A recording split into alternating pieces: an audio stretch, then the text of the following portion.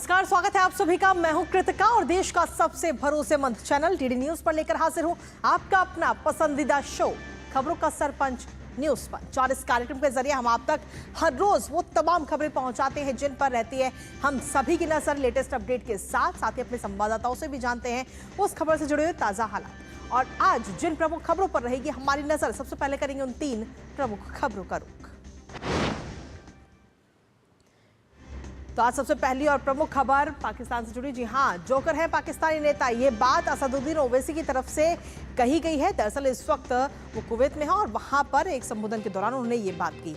इस वक्त दरअसल ऑपरेशन सिंदूर को लेकर भारत की जो डेलीगेशन है वो अलग अलग देशों में इस वक्त गए हुए हैं और वहां से ये बात कही गई। विस्तार से बताएंगे इस खबर के बारे में, लेकिन इसके साथ ही जो दूसरी प्रमुख खबर है वो है पाकिस्तान से जुड़ी है। पाकिस्तानी भिखारियों से इस वक्त पूरी दुनिया परेशान है, क्योंकि पाकिस्तान के जो नागरिक है वो कटोरा लेकर भीख मांगने के लिए पाकिस्तान नहीं बल्कि दूसरे देशों का दौरा करते हुए नजर आ रहे हैं। दूसरे देश का वीजा लेकर के और वहां पर ना नौकरी करते हैं ना कहीं घूमते हैं, बल्कि उल्टा भीख मांगते हुए नजर आते हैं। बताएंगे इस खबर के बारे में भी विस्तार से आपको। लेकिन साथ ही जो तीसरी प्रमुख खबर है वो है मुंबई से जुड़ी। जी हाँ, मुंबई में जल प्रलय से हाल इस वक्त बेहाल है। मुंबई में जो लगातार बारिश हो रही है जिसकी वजह से जल भराव की समस्या सबसे ज्यादा इस वक्त मुंबई में कई जगहों पर देखने को मिल रही है। अलग अलग तस्वीरें भी सामने आई, वो तस्वीरें भी आप तक पहुंचाएंगे। तो चलिए शुरुआत करते हैं आज के न्यूज पंच की। ऑपरेशन सिंदूर की सफलता के बाद भारत ने आतंकवाद के मुद्दे को पूरी दुनिया के सामने लाने का एक अभियान शुरू कर दिया और इसके लिए भारत ने 7 डेलीगेशन का गठन किया, जिसमें AIMIM के प्रमुख असदुद्दीन ओवैसी भी शामिल हैं। असदुद्दीन ओवैसी ने कुवैत में एक कार्यक्रम के दौरान पाकिस्तान की सेना को ऐसा कड़ा हमला बोला जिसकी हर तरफ इस वक्त चर्चा है। ओवैसी ने पाकिस्तान की सेना को बेवकूफ जोकर बता दिया। दरअसल पाकिस्तानी सेना ने प्रधानमंत्री शहबाज शरीफ को जो तस्वीर अभी हाल ही में भारत पर जीत के रूप में भेंट की है वो दरअसल चीन के 2019 के सैन्य अभ्यास की तस्वीर थी और इस तस्वीर को लेकर ही ओवैसी ने ये तंज कसा। अब इस खबर पर अपने संवाददाता से करेंगे चर्चा, लेकिन उससे पहले आपको बताते हैं कि आखिर ओवैसी ने पाकिस्तान को लेकर और क्या कुछ कहा है। तो पाकिस्तानी सेना और नेता हैं बेवकूफ जोकर, ये बात कही गई है और जोकर बताया पाकिस्तानी सेना और नेताओं को। और जो तस्वीर भेंट की गई, जिस तस्वीर को लेकर ये बयान असदुद्दीन ओवैसी ने दिया है, ये तंज कसा है, वो तस्वीर भी इस वक्त हम आपको दिखा रहे हैं। तो यही वो तस्वीर है जो चीन के साथ जब चीन 2019 की ये तस्वीर जब अभ्यास चल रहा, सैन्य अभ्यास और पाकिस्तान की आतंकवादी नीतियों पर कड़ा प्रहार करते हुए असदुद्दीन ओवैसी नजर आए हैं। इसके साथ ही PM शहबाज शरीफ को दी गई तस्वीर को लेकर ये तंज कसा है और वो तस्वीर भी इस वक्त हम आपको दिखा रहे हैं। 2019 की ये तस्वीर है। 2019 में जब चीन के साथ सैन्य अभ्यास था, जो चीनी सैन्य ड्रिल की थी, वो तस्वीर इसमें साझा की गई है। इसके साथ ही आपको बता दें कि चीन की सैन्य तस्वीर को भारत पर जीत बताया जाता है इस तस्वीर के साथ में, लेकिन सच्चाई बिल्कुल इसके उलट है। तो पाकिस्तान किस तरीके से हर लेवल पर झूठ फैलाने की कोशिश करता है, एक बार फिर से ये जरूर साफ हो चुका है। ओवैसी की तरफ से कहा गया कि नकल के लिए भी अकल चाहिए और इनके पास तो वो भी नहीं है, ये बात असदुद्दीन ओवैसी ने कही। एक बार आपको सुनाते हैं कि असदुद्दीन ओवैसी ने अपने इस संबोधन में और क्या कुछ कहा। The Pakistani army chief had gifted a photo to the Pakistani Prime Minister Shehbaz Sharif. President of Pakistan was there, the Speaker of National Assembly was there. And these stupid jokers, they want to compete with India. They had given a photograph of a 2019 Chinese army drill, claiming it's a victory over India. Now this is what Pakistan indulges in. They cannot even give a proper photograph. तो हम बचपने में हम school में सुनते थे कि अक्सर स्कूल में क्या होता था कि हम अच्छे पढ़ने वाले बच्चे के बाजू पे बैठता था। तो नकल करने के लिए अकल भी चाहिए, इन नालायकों को अकल भी नहीं है। तो वाकई ये बात बिल्कुल सच है कि नकल करने के लिए भी अकल चाहिए और वो अकल कहीं ना कहीं पाकिस्तान के पास में बिल्कुल भी नहीं, और इसीलिए 2019 की जो तस्वीर है उसे साझा किया गया। लेकिन इसके साथ ही अगर हम देखें तो मुसलमानों का प्रतिनिधि पाकिस्तान बनना चाहता है, ये बात भी असदुद्दीन ओवैसी की तरफ से कही गई है।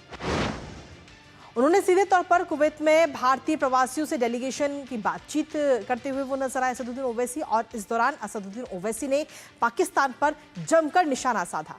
जहां एक तरफ पाकिस्तानी सेना और वहां के नेताओं को उन्होंने बेवकूफ जोकर बताया, वहीं इसके साथ ही उन्होंने कहा कि धर्म का कार्ड खेलकर पाकिस्तान बच नहीं सकता है।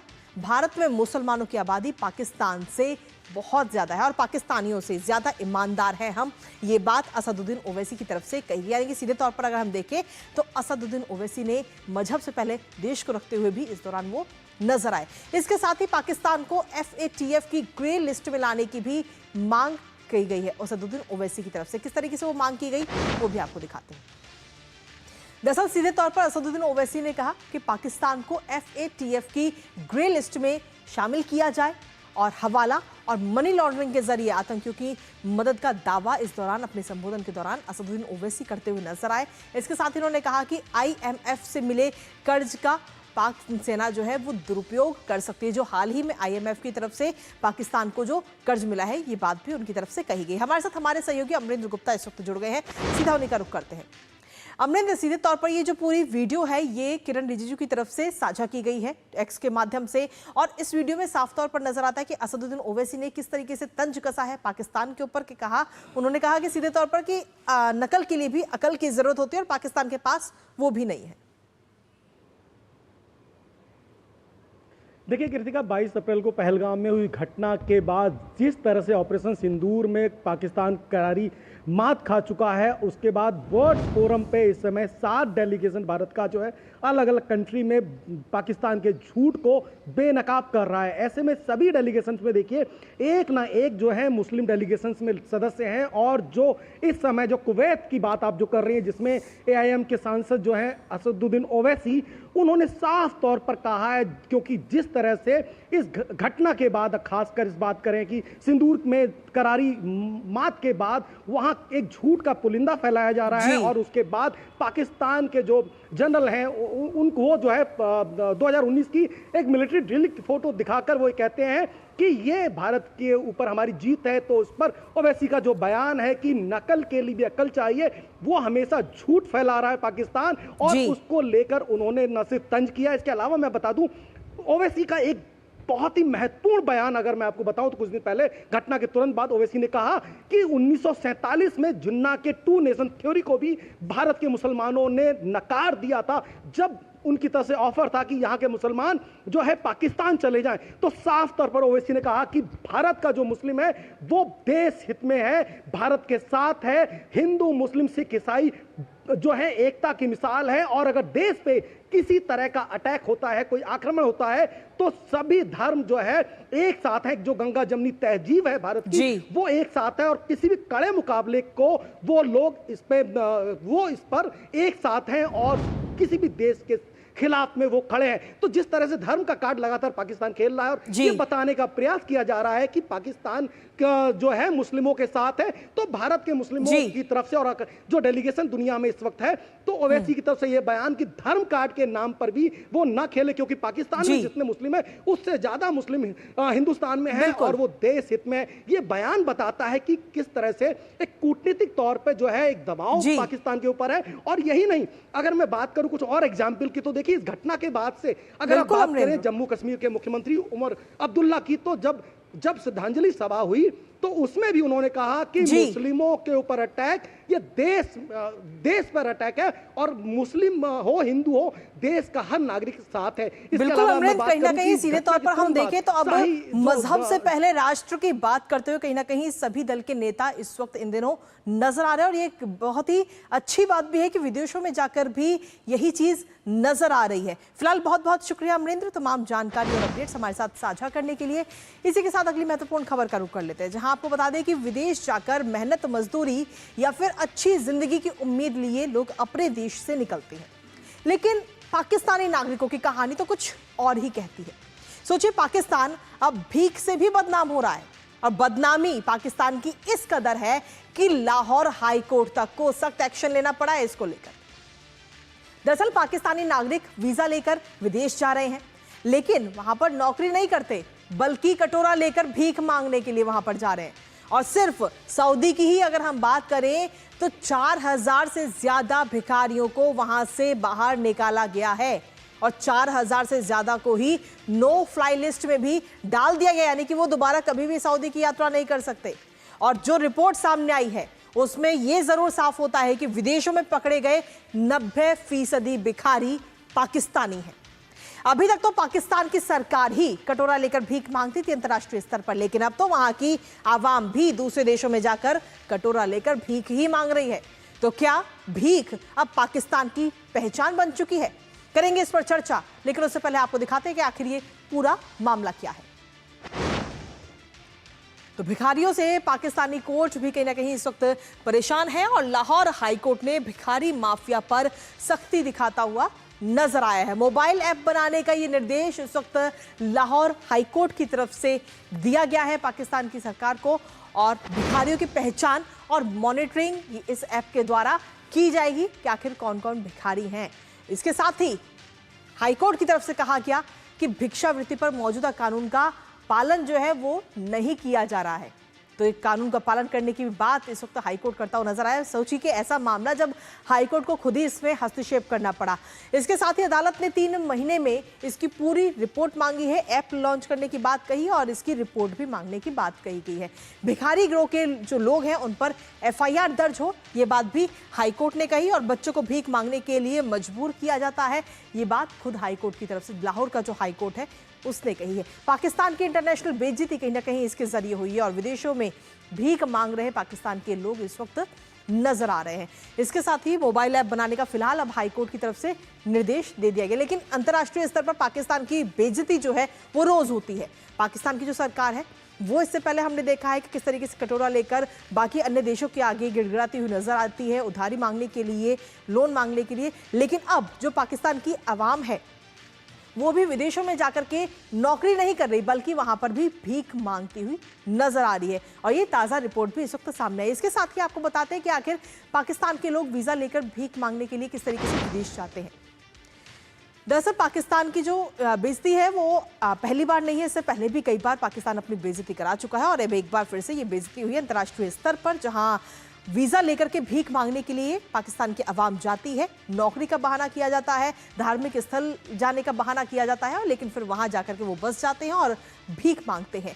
2024-25 में 5402 पाकिस्तानी भिखारियों को भगाया गया है। सऊदी अरब की अगर हम बात करें तो सऊदी अरब ने 4498 पाकिस्तानी भिखारियों को वहां से बाहर निकाला है और इस साल अभी तक, जब ये पूरा साल पूरा भी नहीं हुआ, अभी मात्र 5 महीने भी नहीं गुजरे हैं, तो इस साल अब तक विदेशों से करीब 552 पाकिस्तानियों को निकाला गया है। धार्मिक या फिर वर्क वीजा पर ये लोग वहां पर पहुंचते हैं और उसके बाद में वहां पर भीख मांगते हुए नजर आते हैं, जिसकी वजह से पाकिस्तान की जो प्रवासी नीति है वो इस वक्त सवालों के घेरे में है।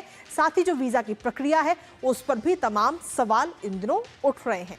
सऊदी अरब ने पाकिस्तान को हालांकि हड़का भी दिया है और ये भी कहा है कि भिखारियों को पाकिस्तान जो है भेजना अब बंद कर दे, ये बात सऊदी अरब की तरफ से कही गई है।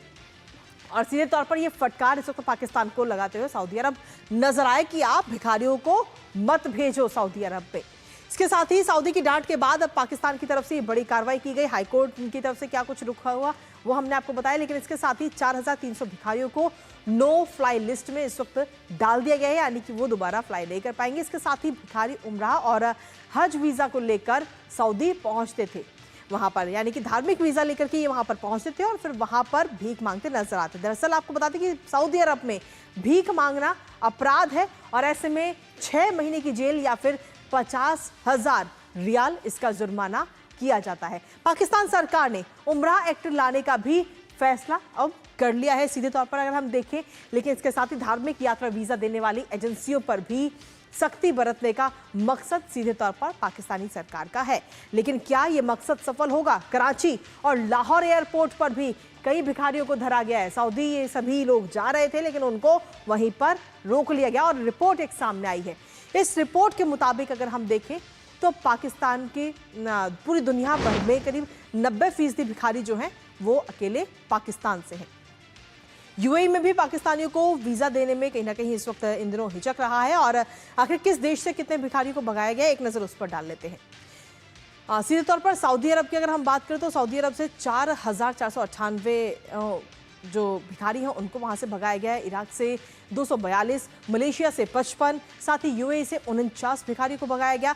कतर और ओमान से हालांकि किसी भी प्रकार को कोई सार्वजनिक आंकड़ा वहां से नहीं आया है, यानी कि कुल मिलाकर अगर हम देखें तो अभी तक 5,402 भिखारियों को भगा दिया गया है। सोचिए कि पाकिस्तान के किस तरीके से हर रोज अलग अलग मुद्दों पर अंतर्राष्ट्रीय बेइज्जती पाकिस्तान की होती है, लेकिन उसके बावजूद भी वो सुधरने का नाम नहीं लेता। हमारे साथ हमारे सहयोगी अखिलेश सुमन इस वक्त जुड़ गए हैं, सीधा उनका रुख करते हैं। अखिलेश, अभी तक हमने देखा था कि पाकिस्तान की जो सरकार है वो कटोरा लेकर भीख मांगती हुई नजर आती है। अभी हाल ही में आईएमएफ ने भी काफी लोन दिया है पाकिस्तान को, लेकिन अब तो यही नजारा पाकिस्तान की आवाम का भी है। पाकिस्तान की जो आवाम है वो बहाना लेकर नौकरी का या फिर धार्मिक वीजा लगवा करके दूसरे देश जाते हैं और फिर वहीं पर बस जाते हैं, फिर वहां पर भीख मांगते नजर आते हैं। देखिए, एक पुरानी कहावत है, यथा राजा तथा प्रजा। तो पाकिस्तान का शासन अगर भिखारियों जैसा व्यवहार करेगा दुनिया के अंतर्राष्ट्रीय संगठनों के सामने या दुनिया सऊदी अरब और यूएई जैसे देशों के सामने कि हर बार उनको बैंक में रखने के लिए पैसा चाहिए तो वो कहते हैं कि हमारे बैंक में कुछ पैसा दे दो ताकि कहीं अन्य से कर्ज मिल जाए, तो यह पाकिस्तान सरकार की स्थिति है। तो वहाँ के लोग कैसे होंगे इस बात की कल्पना आप कर सकते हैं। और अभी एक जो आंकड़े आए हैं उसके हिसाब से तकरीबन 3 करोड़ 80 पाकिस्तानी जो हैं वो भिखारी हैं। अब आप सोच सकती हैं कि इतना बड़ा देश नहीं है पाकिस्तान और उसमें अगर 3 करोड़ 80 लाख लोग भिखारी हैं और उसका पूरा जो जीडीपी का एक बड़ा खासा अच्छा खासा हिस्सा $12 बिलियन उनसे आता है, तो आप समझ सकते हैं किस तरह का देश बनता जा रहा है पाकिस्तान। इटली का एक आंकड़ा है कि इटली में 2023-24 में 3% से बढ़कर 10% तक पाकिस्तानी प्रवासियों की संख्या बढ़ गई और निश्चित तौर पे ये माना जा रहा है कि इसमें बहुत सारे ऐसे होंगे जो भिखारी होंगे। इसके अलावा एक ऐसी भी बात है कि पाकिस्तान में जो यूरोप जाते हैं उनमें से एक अच्छी खासी संख्या वहाँ के अपराध में शामिल हो जाती है और अपराधी गिरोहों का संचालन में लग जाती है। उनके कह सकते हैं कि उनके जर खरीद जो अपराध करने वाले हैं उनमें बन जाते हैं। कई ऐसे संगठन है पाकिस्तान में जो कि माफिया है, वो दरअसल वो पाकिस्तानी एजेंटों का काम है कि भिखारियों को भेजना पाकिस्तान से दुनिया के अन्य देशों में। तो आप समझ सकते हैं कि हवाई जहाज से चढ़कर पासपोर्ट लेकर वीजा लेकर दुनिया में भिक्षाटन करने पाकिस्तानी जा रहे हैं। तो निश्चित तौर पे बहुत ही गलत खबर है। पूरे एशिया की छवि, खास करके दक्षिण एशिया की छवि पाकिस्तान की वजह से। लेकिन साथ ही अखिलेश, अगर हम देखें तो सऊदी अरब की तरफ से हाल ही में फटकार भी लगाई गई है कि पाकिस्तान जो है वो भिखारियों को भेजना बंद कर दे। हाँ, सऊदी अरब ने, जिसको कहता है कि सऊदी अरब ने कई बार पाकिस्तान की बैंक में मुद्रा रखने में मदद की है, वो सऊदी अरब के फॉरेन मिनिस्ट्री ने पाकिस्तान की फॉरेन मिनिस्ट्री को कहा है कि वो भिखारी भेजना बंद कर दे, चाहे वो धार्मिक अवसर का लाभ उठाकर उम्मा या हज करने जाते हैं उसके बहाने और वहीं जाकर रह जाते हैं, वहीं छिप जाते हैं। तो निश्चित तौर पे ये पूरी दुनिया के लिए चिंता का विषय है, न सिर्फ सऊदी अरब के लिए बल्कि यूएई है, ईरान है, इराक ऐसे देश है, इन सारे देशों में पाकिस्तान के भिखारी जा रहे हैं। और उनका जो कह सकते हैं कि 2000 या 4500 लोगों को रोकने से कोई फर्क नहीं पड़ता। ये उनके मुंह में जीरे जैसा है। एक बहुत बड़ा इंडस्ट्री बन गया है पाकिस्तान का और इस इंडस्ट्री के थ्रू अपने लोगों को बाहर भेजते हैं, वहां से उनको मुद्रा भी आता है, अंतर्राष्ट्रीय मुद्रा डॉलर आता है। तो ये पाकिस्तान की अर्थव्यवस्था को मजबूत करने के लिए वो चाहते हैं कि भिखारियों पर जाए, जब कोई कहीं से चेतावनी आती है तो उसके बाद रोक रखने का नाटक रचा जाता है। जैसे ही वैसे ही फिलहाल अब ये जो नाटक रचा गया है, ये नाटक कितने दिन तक पाकिस्तान का चलता है, इस पर आप अपनी नजर लगातार बनाए रखिएगा। फिलहाल बहुत बहुत शुक्रिया अखिलेश, तमाम अपडेट्स और जानकारी हमारे साथ साझा करने के लिए। और चलिए न्यूज पंच में आगे बढ़ते हैं, अब रुक करते हैं हमारी अगली महत्वपूर्ण खबर का, जो है मौसम से जुड़ी हुई। जी हाँ, दक्षिण पश्चिम मानसून ने मुंबई, बेंगलुरु, पूर्वोत्तर राज्यों सहित देश के कई हिस्सों में इस वक्त सक्रिय हो गया है। मानसून की बारिश ने जहां कुछ क्षेत्रों में गर्मी से राहत तो दी है, लेकिन कई जगहों पर भारी बारिश भी हो रही है, जिससे जनजीवन अस्त व्यस्त हो चुका है। मानसून ने मध्य अरब सागर, महाराष्ट्र, कर्नाटक, तमिलनाडु, तेलंगाना और आंध्र प्रदेश के कुछ हिस्सों में प्रवेश कर लिया है। इसके अलावा पूर्वोत्तर राज्यों की अगर हम बात करें तो जैसे त्रिपुरा हुआ, मणिपुर, नागालैंड, अरुणाचल प्रदेश और मिजोरम में भी मानसून पहुंच चुका है।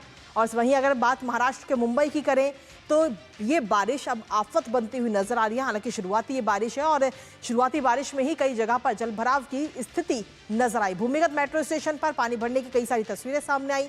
साथ ही मौसम विभाग ने भी अलर्ट जारी किया हुआ है। करेंगे इस पर बात, लेकिन उससे पहले आपको दिखाते हैं कि आखिर मुंबई में क्या कुछ है ताजा हालात। तो महाराष्ट्र में समय से पहले ही मानसून की ये दस्तक है, यानी कुल मिलाकर हम देखें तो 16 दिन पहले ही मुंबई जो है वो मानसून पहुंच चुका है। और 16 दिन पहले ही मुंबई में अब कहीं ना कहीं आफत, ये जो बारिश है वो बनती हुई नजर आ रही है, क्योंकि ये बारिश लगातार हो रही है। कई जगह पर जलभराव की स्थिति है। अभी तक अगर हम देखें तो 107 साल का जो रिकॉर्ड है वो टूट चुका है, क्योंकि जो अनुमान जताया जाता था मानसून उसी टाइम आता था, लेकिन इस बार मानसून 16 दिन पहले ही आ गया, जो कि 107 सालों का रिकॉर्ड इसने तोड़ दिया है। भारी बारिश से जनजीवन एकदम अस्त व्यस्त है। आईएमडी की तरफ से भी रेड अलर्ट इस वक्त मुंबई में और साथ ही कई सारी जगह पर जारी किया गया है। 13 एनडीआरएफ और 2 एसडीआरएफ की टीमें भी वहां पर तैनात की गई हैं। जो लोग बारिश में फंसे हुए हैं उनको निकालने का काम कर रही है, बचाव कार्य में जुटी है। साथ ही सोमवार रात समुद्र में हाईटाइड भी आया था बीती रात की अगर हम बात करते हैं, और इस दौरान 13 फीट तक ऊंची लहरें वहां पर उठी हैं। आखिर कहां पर कितनी बारिश हुई है, एक नजर इस पर भी डाल लेते हैं। तो दक्षिण मुंबई की अगर हम बात करें तो दक्षिण मुंबई में 200 mm से ज्यादा बारिश दर्ज की गई है। कोलाबा की अगर हम बात करें तो कोलाबा वैधशाला में 295 mm की बारिश वहां पर दर्ज की गई। सांता क्रूज की बात करें तो वहां पर 55 mm और साथ ही बांद्रा में 68.5 mm बारिश दर्ज की गई है। जुहू एयरपोर्ट की अगर हम बात करें तो वहां पर 63.5 mm और सायन में 53.5 mm बारिश दर्ज की गई। इस पर ताजा अपडेट ले लेते हैं। हमारे साथ में हमारे सहयोगी श्यामा इस वक्त जुड़ गए हैं, सीधा उन्हीं का रुख करेंगे। श्यामा, क्या कुछ लेटेस्ट अपडेट है आपके पास में बारिश को लेकर? जो ये बारिश शुरुआत में अगर हम देखें तो ये राहत पहुंचाई थी, लेकिन अब कहीं ना कहीं यही बारिश आफत बनती हुई नजर आ रही है। जी कृतिका, ये बात कल की है जब हमने देखा कि मॉनसून ने भी दस्तक दिया और 17 दिन पहले मॉनसून ने मुंबई में दस्तक दिया। दिक्कत ये हो गई थी कि सुबह में बारिश का एक ऑरेंज अलर्ट इशू किया गया था और उसे अपग्रेड करके रेड अलर्ट कर दिया गया, यानी कि भारी बारिश से ज़्यादा बारिश वहाँ पर देखी गई। और इसके साथ ही जो ये क्लब था, एक मुसीबत हाईटाइड की थी, पानी जाने का जगह नहीं था और इसकी वजह से मौसम ने जो एक मार लगाई थी वो मुंबईकरों को झेलना पड़ा। लेकिन अगर हम आज की बात करें, इनफैक्ट कल शाम से ही बारिश रुक रुक के बीच बीच में हो रही है, और क्योंकि अब लो टाइड है और बारिश का पानी निकलने का सारा ही जगह है, तो कहीं भी जल जमाव की समस्या अब देखने के लिए नहीं मिल रही है। साथ ही जो ट्रैफिक थी वो अब काफ़ी नॉर्मल हो चुकी है। अगर आपको हम दिखा दें तो मुंबईकर जो हैं वो अपने जिंदा दिली के लिए जाने जाते हैं, और आप देखें तो ये मरीन ड्राइव का इलाका है, यहाँ पे लोग निकल के आ चुके हैं, मौसम का एक लुत्फ उठा रहे हैं। और जाहिर सी बात है अभी फिलहाल बारिश नहीं हो रही है, लेकिन जब बारिश होना शुरू होगी फिर एक बार हम देखेंगे कि लोग अपने जो शेड्स में हैं या कहीं और, उन्हें छुपने के लिए उन्हें व्यवस्था करनी पड़ेगी। आपको ये भी बता दें कृतिका कि मुंबई के लिए जो कल तक रेड अलर्ट इशू किया गया था, अब उसे डाउनग्रेड करके येलो अलर्ट कर दिया गया है, यानी कि ग्रीन अलर्ट से जस्ट एक अलर्ट ऊपर है, यानी कि ज़्यादा भारी बारिश यहाँ पर होने की संभावना नहीं है और ना ही स्थिति बन रही है। लेकिन काले बादल ऐसे बने हुए हैं कि बारिश यहाँ पर हो सकती है। ओवरऑल अगर महाराष्ट्र की भी हम बात कर लें तो कई सारे जगहों पर, पुणे, रत्नागिरी, रायगढ़, सिंधुदुर्ग, ये सारे जगहों पर लगातार भारी बारिश हो रही है, जिसकी वजह से जो सामान्य जीवन है वो अस्त व्यस्त हुआ है। साथ ही जो रत्नागिरी, रायगढ़, कोल्हापुर, घाट ऑफ कोल्हापुर, ये सब जो जगह है इनके लिए अभी भी रेड अलर्ट इशू किया हुआ है। चलिए, फिलहाल बहुत बहुत शुक्रिया श्यामा तमाम जानकारी और अपडेट्स हमारे साथ साझा करने के लिए। तो फिलहाल मुंबई में थोड़ी बहुत राहत बारिश से ज़रूर मिलती हुई नजर आ रही है, लेकिन इसके अलावा महाराष्ट्र में और भी कई सारी जगह है जहां पर इस वक्त बारिश लगातार हो रही है। नजर इन खबरों पर लगातार बनी रहेगी, लेकिन इसी के साथ फिलहाल न्यूज़ पंच में मुझे और हमारी पूरी टीम को दीजिए अनुमति। नमस्कार।